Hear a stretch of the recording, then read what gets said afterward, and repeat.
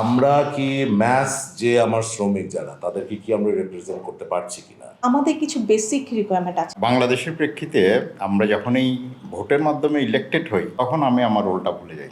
Trade ইউনিয়নের যে activity, এই জায়গাটাতে আমরা অনেক দুর্বল আছি।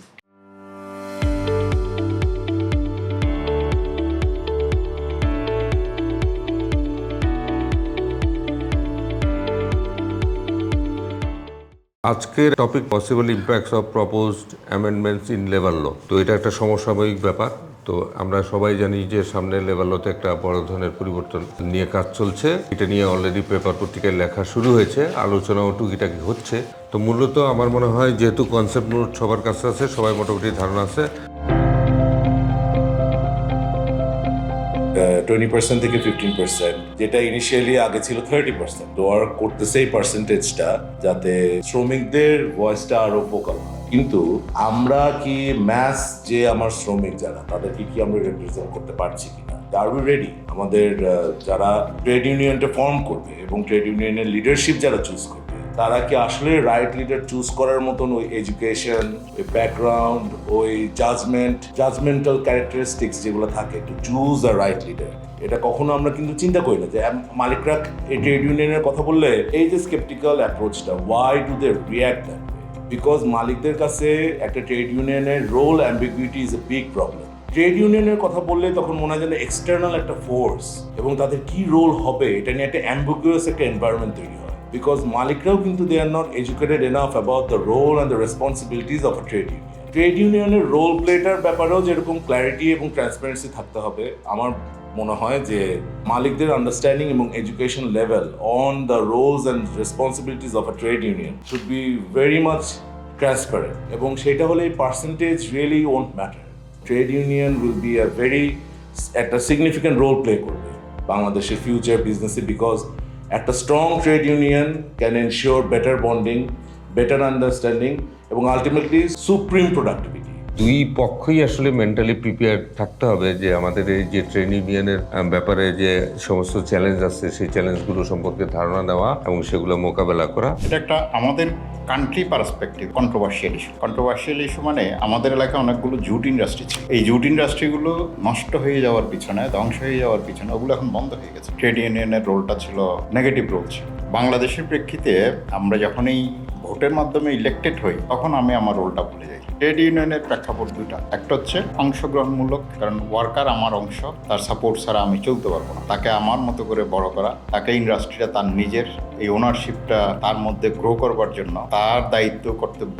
একটু আগে আকলিমা আপা যেটা বলছি, ওনারা যখন নতুন পিসি ইলেকশন করে ট্রেড ইউনিয়ন অথবা লিডার নির্বাচন করলেন, তাদেরকে একজন ট্রেনার এনে দল থেকে তার করণীয়, বর্জনীয় অথবা ডু ডন্টস উনি শিখিয়ে দিয়েছেন। এটা ওনাদের জন্য পজিটিভ, কারণ এই নেতাগুলো তখন কোনটা করণীয় আর কোনটা করণীয় না যখনই জেনে যায় এটা তো আমার এখতিয়ারের বহির্ভূত, তখন তারা এই কাজ আর জড়ায় না। সুতরাং লার্নিংটা মাস্ট।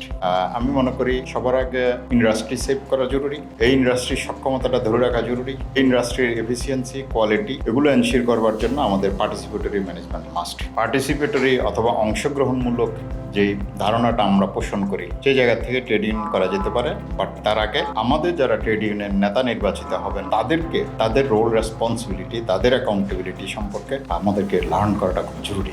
আমাদের বাংলাদেশ প্রেক্ষাপটে আমার কাছে মনে হয় যে আমাদের যে ট্রেড ইউনিয়নের মূল ভিত্তি, ট্রেড ইউনিয়নের যেই ইম্প্যাক্ট, ট্রেড ইউনিয়নের যে অ্যাক্টিভিটি, এই জায়গাটাতে আমরা অনেক দুর্বল আছি। যে জায়গাটাকে আমরা ভয় পাই, হ্যাঁ, যে যারা হচ্ছে এই ট্রেড ইউনিয়নকে লিড দিবে তাদের যে প্রিপেয়ার্ডনেস এবং তাদের যে নলেজ এবং তাদের ওনারশিপ, তাদের রোল, এই জায়গাটা আমার মনে হয় যে এই ল যেটা পাবলিশ হওয়ার আগে ওই জায়গাটাকে আমাদের আরও স্ট্রং করা দরকার। বাট আমাদের একটা গ্রাউন্ড ওয়ার্ক, যেটা আমি বলতে চাচ্ছি যে আমাদের গ্রাউন্ড ওয়ার্ক করা দরকার, যে এই রোলটাতে কারা যাবে তাদের অ্যাওয়ারনেস, তাদের প্রিপেয়ারনেস এবং তাদের নলেজ লেভেল নিয়ে আমরা আসলে ন্যাশনাল পর্যায়ে থেকে কি করতে পারি সেই জায়গাটা ডিফাইন না করে আসলে একটু আমাদের যারা প্র্যাকটিক্যাল ফিল্ডে আমরা ইন্ডাস্ট্রিতে কাজ করি, আমরা জানি যে আমাদের আসলে প্র্যাকটিক্যাল অ্যাসপেক্টে কোন ধরনের প্রবলেমগুলি ফেস করতে হয়। ট্রেড ইউনিয়ন হচ্ছে একজন মালিকের সাথে শ্রমিকের একটা সুসম্পর্ক তৈরি করার জন্য, যেখানে মালিক শ্রমিক উভয় পক্ষই একটা উইন উইন সিচুয়েশনের থেকে বিজনেসের জন্য বেস্টটা করবে, বেস্ট প্রোডাক্টিভিটি করবে, কোয়ালিটিফুল প্রোডাক্ট উৎপন্ন করবে। এটার বেসিসে কিন্তু একটা ট্রেড ইউনিয়ন ব্যাকগ্রাউন্ড, কিন্তু 20% থেকে আমি এটা 15% করবো কিনা, এটার জন্য প্রথম হচ্ছে যে আমাদের ইন্ডাস্ট্রি আসলে রেডি কিনা। আমাদের কিছু বেসিক রিকোয়ারমেন্ট আছে, একটা শ্রমিক বা একটা ম্যানেজমেন্ট বা একটা অর্গানাইজেশন, একটা বেসিক কিছু কস্ট আছে। আমাদের বিজনেসের কিছু কন্টিনজেন্সি এরিয়াগুলো কি আমাদের ঠিক আছে কিনা, যে ঠিক আছে আমার যদি এখানে আমি একটা ইউনিয়ন লিড করছি, আমি কি যদি আমার একটা বিজনেস ইমার্জেন্সি চলে আসে বা পলিটিক্যাল একটা ব্যাপার চলে আসে, অথবা দেখা যাচ্ছে যে আমার একটা মহামারীর মতো, যে কোভিডের মতো একটা ব্যাপার যখন চলে আসে, তখন আসলে আমাদের ফ্যাক্টরিগুলো কতটুকু রেডি যে ওই সময় ব্যাকআপটা দেওয়ার জন্য। যদি ওই সময় যদি রেডি থাকে, তাহলে কিন্তু আমাদের ইউনিয়নটা মেনটেন করাটা খুব ইজি হয়ে যায়। যদি আমাদের ইন্ডাস্ট্রিগুলো যদি বেসিক লিগাল রিকোয়ারমেন্টগুলো দেওয়ার জন্য যদি রেডি থাকে, তাহলে কিন্তু আমার 20% to 50% করতে কিন্তু কোনো বাধা নেই। প্যারালালি ট্রেড ইউনিয়নের সঙ্গে আমি আরেকটা জিনিস যুক্ত করতে চাই, যে ব্যাক এন্ডে যেহেতু ফেডারেশন কাজ করে, তাহলে ফেডারেশনের যারা নেতা তাদের একটা আসলে বড় ভূমিকা এখানে আছে। কারণ আমরা যদি মালিক পক্ষ শ্রমিক পক্ষ শিক্ষিত হইলাম এই ব্যাপারে, কিন্তু ফেডারেশন যদি কোনো তার ইউনিয়নকে ইনস্টিগেট করে, তখন তো আর আমি সেটা দমাইতে পারবো না। এটা হচ্ছে গিয়ে সবচেয়ে আসলে চ্যালেঞ্জিং। তো সেই জন্য আসলে আমাদের যখন পলিসি মেকিংয়ে ফেডারেশনেরও লিমিটেশনটা ঠিক করে দেওয়া উচিত, যে আসলে ফেডারেশন কতদূর পর্যন্ত ইন্টারফেয়ার করতে পারবে। রাজনৈতিক লেজুর বৃত্তির বিষয়টা সুস্পষ্টভাবে আইনে থাকতে হবে, যে ট্রেড ইউনিয়নের মধ্যে কোনো রাজনৈতিক লেজুর বৃত্তি থাকা যাবে না।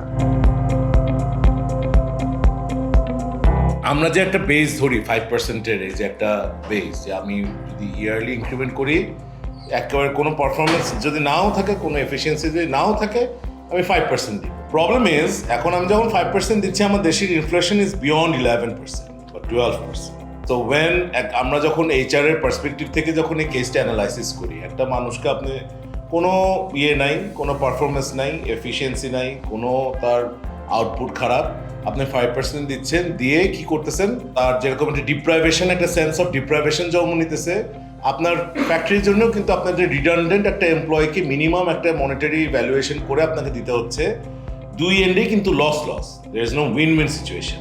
তো একটা মিনিমাম ওয়েজ শুড বি, আমার মনে হয় যে একটা শ্রমিককে তার এফিসিয়েন্সি অনুযায়ী তার মিনিমাম ওয়েজ ইভ্যালুয়েশন করার ইয়েতে দেশের সার্বিক ইনফ্লেশন যেটা হচ্ছে, কারণ তার তো পারচেস প্যারিটিও একটা থাকতে হবে। এখন যে what strategies can factory adapt to balance fair wages with profitability, it's all about building efficiency. আমার মনে হয় এটা একটা জেনারিক থাম রুলে চলে আসা উচিত, যে minimum wedge should be defined and the increment should be dependent on the পারিপার্শ্বিক BGMEA বা বাংলাদেশ ব্যাংকের ডিক্লেয়ার করা উচিত যে এই বছর গার্মেন্টসে মিনিমাম ইনক্রিমেন্ট 10% হবে বা 8% হবে, depending on the inflation rate. Annual wage increment তো অবশ্যই হওয়া প্রয়োজন, বাট পারফরমেন্স ইভ্যালুয়েশন একটা কম্পালসারি ব্যাপার হওয়া উচিত। শুধু ইনক্রিমেন্ট কমনলি না হয়ে প্রত্যেকটা মানুষের, টপ টু বটম প্রত্যেকটা মানুষের পারফরমেন্স ইভ্যালুয়েশন করে একটা রুলস রেগুলেশন এবং সিস্টেমেটিক ওয়েতে এটা করলে কিন্তু আসলে অর্গানাইজেশনের এফিসিয়েন্সিও বাড়বে এবং প্রত্যেকটা মানুষের মধ্যে তাদের পারফরমেন্সের প্রতি তাদের ইন্টারেস্ট তৈরি হবে এবং আলটিমেটলি আমাদের যে কম্পিটেন্সি লেভেল আমাদের ন্যাশনাল অ্যাসপেক্টে, এই জায়গাটাতেও আমাদের মনে হয় যে ফ্যাক্টরির টোটাল স্ট্রেংথটা বাড়বে। ইনক্রিমেন্ট আমরা দিতেই চাই, কারণ একজন ওয়ার্কার অথবা একজন কলিগ সারা বছর কাজ করবে, কাজের বিনিময়ে সে রিওয়ার্ড পাবে। তো এটা দুটো ফর্ম আমার কাছে, একটা হচ্ছে ইনফ্লেশন কনসিডার করতে হবে, আর একটা হচ্ছে তার পারফরমেন্স কনসিডার করতে হবে। ওয়েজেস ইনক্রিমেন্টের ক্ষেত্রে তাদেরকে মোটিভেটেড রাখার জন্য ওয়ার্কারদেরকে পারফরমেন্স কনসিডারেশন মাস্ট, না হলে পরে আমি সারা বছর আপনার জন্য কেন কাজ করবো? আপনি অ্যাভারেজে যদি আমাকে 5% ইনক্রিমেন্ট দেন, যিনি কাজ করেন না তাকেও দিলেন 5%, আমারও দিলেন 5%, অ্যাভারেজে সবার জন্য যদি প্যারাসিটামল দেন সব রোগের জন্য, তাইলে তো হবে না। বিজনেস সাস্টেনেবিলিটির জন্য, বিজনেসকে শেপিং করবার জন্য, রিফর্ম করবার জন্য আমি টেক্সটাইল ট্যুরের মাধ্যমে বলতে চাই, প্রস্তাব করতে চাই, BGMEA BKMEA যারা আমাদের ট্রেড বডি আছেন, ওনারা যদি দয়া করে এই যে আমাদের ব্র্যান্ড যারা আছেন ওনারা বিভিন্ন রকম অডিট আমাদেরকে চাই, এই সার্টিফিকেশন চাই, ওটা চাই, ওটা চাই। এটা একটা কমন ফর্মে নিয়ে আসা উচিত। তাইলে পরে ইন্ডাস্ট্রিগুলোর সক্ষমতাটা বাড়বে, তারা অন্যদিকে আরও ক্রিয়েটিভ জায়গাগুলোতে মনোযোগী হতে পারে। কারণ আমরা কমপ্লায়েন্ট, বাংলাদেশে অ্যাপারেল ইন্ডাস্ট্রি যত কমপ্লায়েন্ট, আমার ধারণা অন্য কোনো ইন্ডাস্ট্রি এত কমপ্লায়েন্ট না। মিনিমাম ওয়েজ ডিক্লার মানে কি, যে কোনো একজন এমপ্লয়ার এর নিচে বেতনে কোনো এমপ্লয়ি হায়ার করতে পারবে না, এমপ্লয়ি বলি আর ওয়ার্কার বলি, হায়ার করতে পারবে না। তো তার মানে হচ্ছে কি, এরপরের যে ধাপগুলো অথবা এরপরের যে ওয়েজেস ইনক্রিমেন্টটা, সেটা depends on skill, capacity, capability, যাই বলি না কেন, সার্ভিস লেন্থ, অনেক কিছু এখানে যুক্ত হইতে পারে।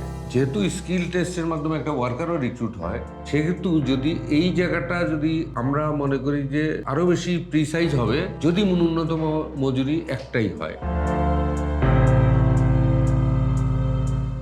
ল প্র্যাকটিসের পাশাপাশি হচ্ছে সবচেয়ে বড় বিষয় হচ্ছে যে ইন্টেনশন, যে হ্যাঁ আমি আইনকে শ্রদ্ধা করব, আইনের বাইরে যাব না। বাট এখানে স্কিপিং টেন্ডেন্সি থাকলেই কিন্তু আমাদের জন্য ঝামেলা। সো আইনকে যদি আমরা মান্য করি সেই ক্ষেত্রে তো আসলে পেনাল্টির প্রশ্ন আসে না। আর আইন কে স্কিপ করতে চাইলে সেখানে পেনাল্টি যত, আপনি যেমন বললেন যে আরও বেশি হলে সেইখানে আমাদের কন্ট্রোলিং পাওয়ারটা আরও ভালো থাকবে, যে না কোনোভাবে আইনকে আমরা স্কিপ করার কথা চিন্তা করব না। আমরা যদি ঠিক মতন কমিউনিকেট করতে পারি, একটা লেবার কিন্তু কখনো চায় না তার হাজিরা কাটা হোক বা তাকে অনৈতিক কোনো পানিশমেন্টের মধ্যে ফেলা হোক বা সে কোনো একটা মনিটারি ডিসিপ্লিনারি অ্যাকশনের মধ্যে পড়ুক, কোনো লেবার চায়। তো যদি আমরা কোনোভাবে তাদেরকে এটা অ্যাপ্রিহেন্ড করাতে পারি যে তোমার পার্সপেক্টিভের মধ্যে you have to have one thing very thoroughly clear, that you cannot break the rule, and if you do, these are the things that you are going to face. আমরা যদি ভালো মতন ট্রেনিং কমিউনিকেট করতে পারি, আমার মনে হয় fine করারই দরকার হবে না। অনেক সময় আমরা জানিই না কেন কি ভুলটা করলাম। তো আমার মনে হয় এফেক্টিভ ট্রেনিং যদি আমরা ভালো মতন কমিউনিকেট করতে পারি, শ্রমিকরা ভুলই করবে না। আমি নিজে একজন শ্রমিক হিসাবে বলতে পারি, আমি কখনো চাই না যে আমি কোনো ভায়োলেশন করব। যদি আননোয়িংলি হয়ে যায় তখন definitely I should be penalised. আমাদের দায়িত্ব হচ্ছে যারা এইচআর অ্যাডমিনিস্ট্রেশন এবং কমপ্লায়েন্সে কাজ করেন অ্যাপারেল ইন্ডাস্ট্রিতে, জুনিয়রদেরকে শিখিয়ে দেওয়া। মানুষ কিন্তু কখনোই ইনডিসিপ্লিন হয় না যদি সে ডিসিপ্লিনটা কী জিনিস এটা বুঝে এবং ডিসিপ্লিনের ইম্পর্টেন্সটা বুঝে। তাইলে পরে তার পক্ষে ইনডিসিপ্লিন হওয়া কোনোভাবেই সম্ভব না। ওয়েলকাম করি যে হ্যাঁ আমাদের ম্যাটারনিটি লিভটা এক্সটেন্ড করছে, দ্যাট ইজ গুড। এবং এটার একটা ফ্লেক্সিবিলিটি তৈরি হচ্ছে, ওয়ার্কার চাইলে হচ্ছে তার সুস্থতা অনুযায়ী সে কিছুদিন পরে বা আগে ছুটিতে যেতে পারবে। এটা হচ্ছে আসলে যদিও প্রেক্ষাপটটা এরকম যে আমরা হচ্ছে আমাদের দেশের মেয়েরা চাই যে আমরা হচ্ছে বাচ্চার সাথে একটু বেশি সময় কাটাবো। এটা যদি আমরা সায়েন্টিফিক্যালি গ্লোবাল হেলথ পার্সপেক্টিভ থেকে আসলে এই বিষয়টা আমাদের ইন্ডাস্ট্রি অ্যাসপেক্টে আসলে রিয়েলি কতটুকু যায়, এটার ফুল আন্ডারস্ট্যান্ডিংটা আমাদের দরকার। কারণ আমাদের দেশের মেয়েরা, আর বিশেষ করে আরএমজিতে মেয়েরা যারা আছে, তারা চাইবে একেবারে লাস্ট পয়েন্ট পর্যন্ত তারা জবে স্টে করতে, এবং যাতে তারা তাদের বেবির সাথে কিছু সময় বেশি দিন থেকে আসতে পারে। কিন্তু তাদের হেলথ আসলে কতটুকু সাপোর্ট করবো। পোস্ট ম্যাটারনিটি লিভের পর যে কেরিয়ারের যে রিকভারি প্ল্যান, এটা আমি ম্যানেজমেন্টের ক্ষেত্রে বলবো, নন ম্যানেজমেন্টের ক্ষেত্রে বলবো। 6 মান্থে কিন্তু অনেক কিছু চেঞ্জ হয়ে যায়। ও যখন নতুন ওয়ার্ক প্লেসে আসে তখন তার যে একটা প্ল্যান, যে তাকে যে একটা প্রপার প্ল্যানে ফেলে যে তাকে আস্তে আস্তে করে যে ওয়ার্ক প্লেসে যে চেঞ্জেসগুলোর সাথে অ্যাডাপ্ট করাটা, এটা কিন্তু একটা বড় ব্যাপার, যেটা আমি আসলে কিভাবে অ্যাডাপ্ট করবো যে স্টেপ বাই স্টেপ, যে আমি সেই যে পারফর্ম করতে পারবে নট নেসেসারিলি। আমাদের নেক্সট জেনারেশনের জন্য আসলে বাংলাদেশটা রেডি কিনা ইন টার্মস অফ আমাদের এনভায়রনমেন্ট, লাইক এটা ওয়াটার হতে পারে, তাহলে আমাদের যে ন্যাচারাল রিসোর্সেসগুলো আছে, বা ইমিশন রিলেভেন্ট হতে পারে, বা এয়ার পলিউশন রিলেভেন্ট হতে পারে। তো ওগুলোর জন্য আসলে আমাদের কিছু রেডিনেসটা আসলে সবাইকে একটু মনে হয় চিন্তা করা উচিত। যে পরিমাণে এই সাস্টেনেবিলিটি ইনভেস্টমেন্ট আমরা করি, সেই পরিমাণ তো আমাদের প্রাইস বাড়ে না। এটা হচ্ছে সবচেয়ে বড় চ্যালেঞ্জিং। আরেকটা কথা আমরা সবাই জানি, সারা পৃথিবীতে এই সাস্টেনেবিলিটি নিয়ে প্রচুর ফান্ড আছে। এই ফান্ডগুলো নিয়ে আসলে বাংলাদেশে কারো কোনো মাথা ব্যথা নেই। আমরা আসলে বায়াররা কিন্তু আমাদের দিতেও রাজি আছে এই ফান্ডগুলো। এই ফান্ডগুলো যখন আমরা মনে করেন যে দেশের জন্য আনতে পারবো, তখন যে আসলে আমাদের এই সাস্টেনেবিলিটি ইমপ্রুভমেন্টটা সহজ হবে আমাদের জন্য। ধন্যবাদ সবাইকে। খুবই প্রাণবন্ত আলোচনার মধ্যে আমরা ছিলাম। Special thanks to textile today. আমরা যে আলোচনাগুলো করলাম, এই আলোচনাগুলো করতে করতে আমাদের পারফেকশনের জায়গাটা আরো ইমপ্রুভ করবে, সেইটাই আমরা আশা করি। এবং আমাদের এই ইন্ডাস্ট্রিকে ডেভেলপ করার জন্য আমরা আমাদের এই সমস্ত আলোচনার মাধ্যমে যে সমস্ত উপসংহারগুলো আসবে সেগুলো পলিসি লেভেলে যেন যায় এবং টেক্সটাইল টুডে আমাদের মাধ্যমে মানে দেশের এবং ইন্ডাস্ট্রির কন্ট্রিবিউশনের সুযোগ রাখতে পারে, আমরা সেই কামনাই করি। ধন্যবাদ সবাইকে।